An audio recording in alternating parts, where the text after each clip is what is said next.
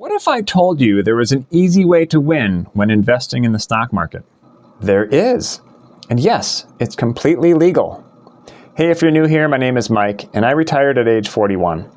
If you're interested in hearing about early retirement from someone who's done it and is passionate about personal finance, please consider giving a like and subscribe. I appreciate it, and it helps the channel out. Now, I know what you're thinking, Mike, stocks either go up or down or stay the same. No one knows what the price of anything is going to do. That's true. You're also probably thinking less than 10% of day traders can match market returns and far fewer outperform it. Also true. So why not just have your investment returns match the market?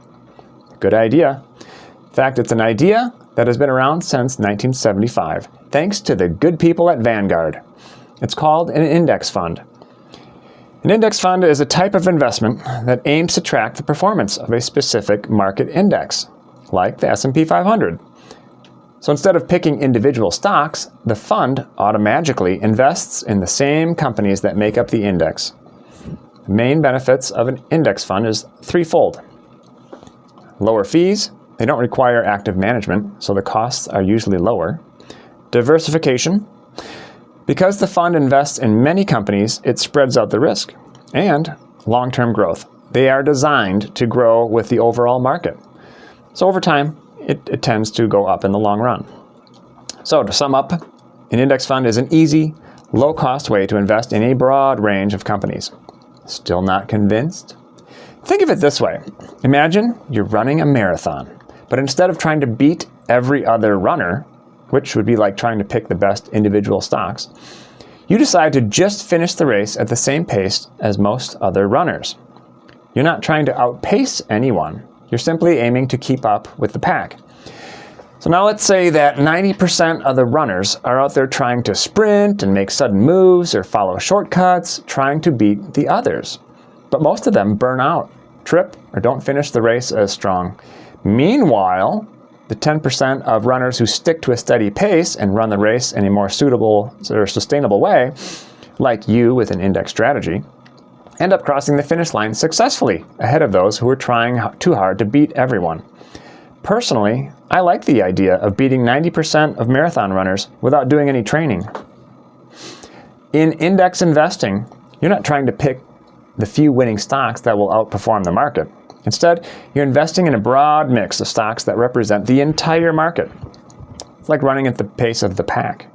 Over time, most actively managed investments fail to consistently beat the market because they can't maintain the steady pace. Index funds, on the other hand, keep up with the overall market and usually outperform the majority of active traders in the long run. So, for this metaphor, the marathon is the stock market. Your steady pace is index investing, tracking the market. The other runners that are trying to sprint, they're active traders and stock pickers trying to beat the market. And they're in the group of 90% who don't finish well. Active traders, they often fail to consistently beat the market. By sticking to the steady pace, you end up beating the majority of traders because in the long run, most can't keep up or outperform the market consistently. You know who else recommends index funds? You might have heard of him, Warren Buffett. You ever hear of Warren Buffett's $1 million bet on index funds? In 2007, legendary investor Warren Buffett, known for his value investing philosophy, he made a bold bet. He wagered $1 million that a simple S&P 500 index fund would outperform a group of actively managed hedge funds over a 10-year period from 2008 to 2017. Buffett made this bet to prove his long-standing belief that most hedge funds, with their high fees and active management, fail to consistently beat the market. He challenged the hedge fund industry, arguing that ordinary investors would be better off putting their money into low-cost index funds, rather than relying on expensive, actively managed funds. One hedge firm, called Protege Partners, accepted the bet. This hedge fund firm, easy for me to say, they hand-picked 5 funds of hedge funds, meaning each of their picks contained multiple hedge funds within them. These hedge funds charged high fees but were expected to outperform the market by actively managing investments. Okay? So for his part, Buffett simply selected Vanguard's S&P 500 index fund as his representative investment. So how'd that go? Well, the hedge funds never stood a chance. By the end of the 10-year period, the S&P 500 index fund had gained 125%. The hedge funds, 36%. The huge gap was largely due to the high management fees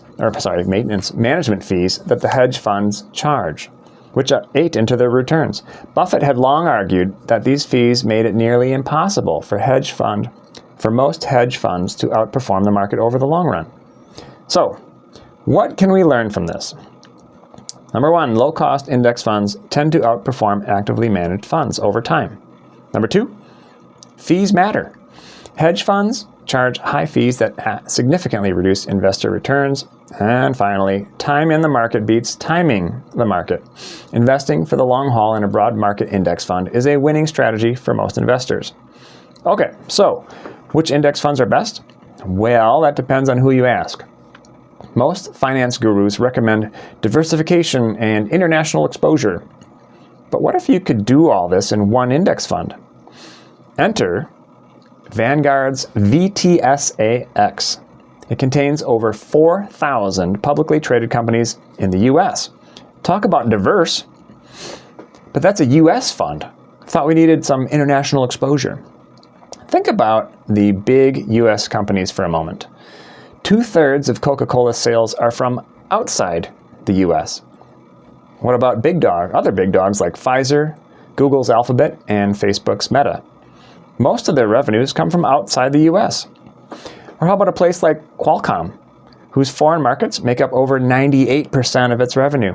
So it's safe to say that even inside a domestic total market fund like VTSAX has plenty of international exposure, but with the added benefit of being a U.S. company.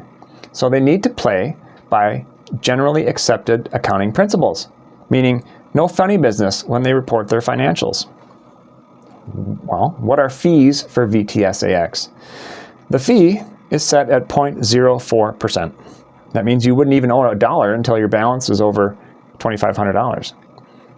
Or at least you wouldn't owe more than $1. Let's say that you had a nice big amount in VTSAX, like $100,000. The annual fee for that is a whopping $40. That's really low. So go with VTSAX or something like it. That's where my IRA is, and my Roth IRA, and my wife's